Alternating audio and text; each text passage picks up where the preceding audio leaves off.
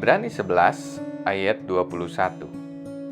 Karena iman, maka Yakub ketika hampir waktunya akan mati, memberkati kedua anak Yusuf, lalu menyembah sambil bersandar kepada kepala tongkatnya.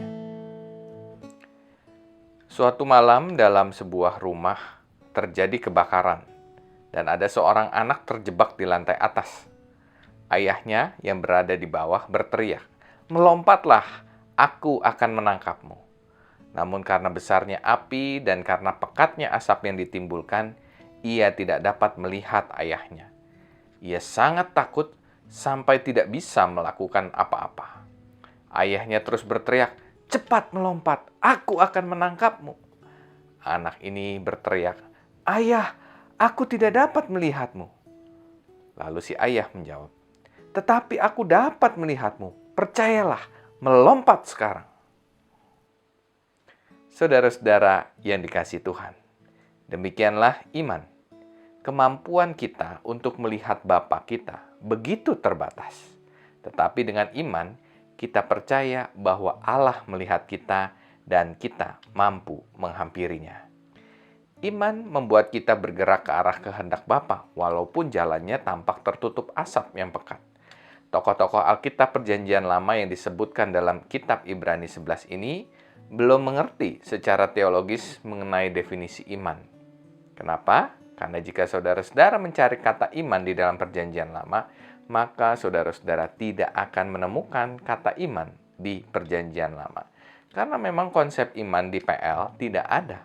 Akan tetapi, walaupun tokoh-tokoh Perjanjian Lama ini belum mengenal kata iman, apalagi definisinya, sesungguhnya mereka telah bertindak di dalam iman. Untuk itulah penulis kitab Ibrani menuliskan banyak tokoh dan contoh dalam Perjanjian Lama sebagai saksi-saksi iman. Nah, berkaitan dengan bacaan kita hari ini tentang Yakub, maka selain iman berbicara tentang dasar untuk melihat Allah dan dasar untuk berharap, iman juga didefinisikan sebagai sesuatu yang mampu melihat dan menembus masa depan. Ada banyak contoh mengenai iman Yakub.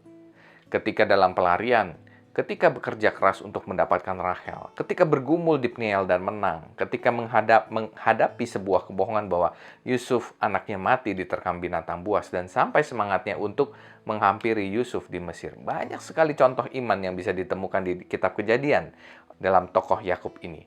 Tetapi yang dibahas di kitab Ibrani ini lebih berfokus kepada kisah iman terakhir dari Yakub, yaitu ketika ia memberkati kedua anak Yusuf dan tindakannya menyembah sambil bersandar pada kepala tongkatnya.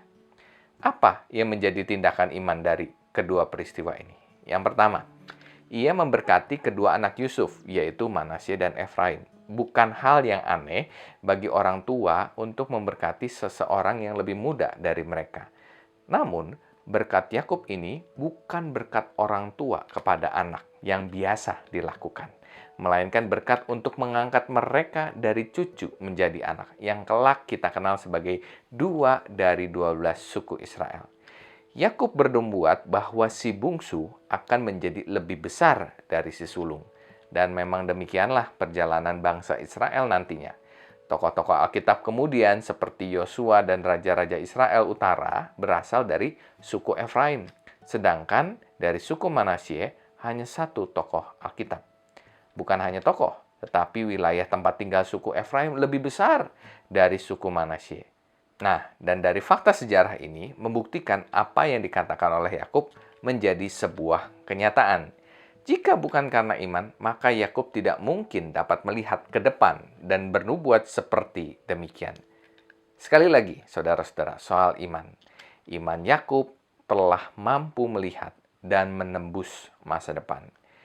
Ini yang bisa kita pelajari yang pertama.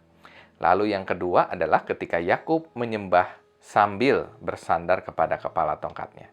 Bagaimana kita melihat tindakan kedua ini sebagai tindakan iman? Kondisi tubuh Yakub pada saat itu, pada saat memberi berkat kepada kedua anak Yusuf, tidaklah dalam kondisi yang baik. Dikatakan di Kejadian 48 ayat 1 bahwa Yakub sedang sakit. Dan di dalam kesakitan itu, Yakub tetap berusaha menyembah setelah memberkati Efraim dan Manasye. Dalam mewujudkan usahanya itu, Yakub harus memiliki pegangan yang kuat untuk menopangnya. maka kepala tongkatnya lah yang menjadi alatnya untuk bersandar. Imannya telah membuat Yakub mampu menyembah dalam kondisi fisik yang lemah sekalipun. Ini hal kedua yang bisa kita pelajari dari bacaan hari ini. Walaupun dalam kondisi lemah, iman mampu membuat kita tetap menyembah dan percaya kepada Tuhan. Pertanyaannya, dapatkah kita mencontoh iman Yakub ini yang tetap menyembah walaupun kondisi badan yang lemah? Saudara-saudara yang dikasihi Tuhan, perhatikanlah, meskipun iman selalu berguna sepanjang hidup kita, tetapi iman itu juga sangat berguna ketika hampir tiba waktunya kita meninggalkan dunia ini. Di saat-saat terakhir hidup manusia, iman memberi manfaat terbesarnya. Iman menolong orang percaya menyelesaikan dengan baik hidup orang percaya. Sama seperti Yakub yang mengakhiri kehidupannya dengan terus memberikan keteladanan iman agar nama Tuhan selalu dimuliakan, mari kita pun terus memiliki iman seperti Yakub yang mampu melihat ke depan apa yang menjadi kehendak Tuhan dan selalu berusaha menyembah di kondisi yang lemah sekalipun. Tuhan memberkati kita semua.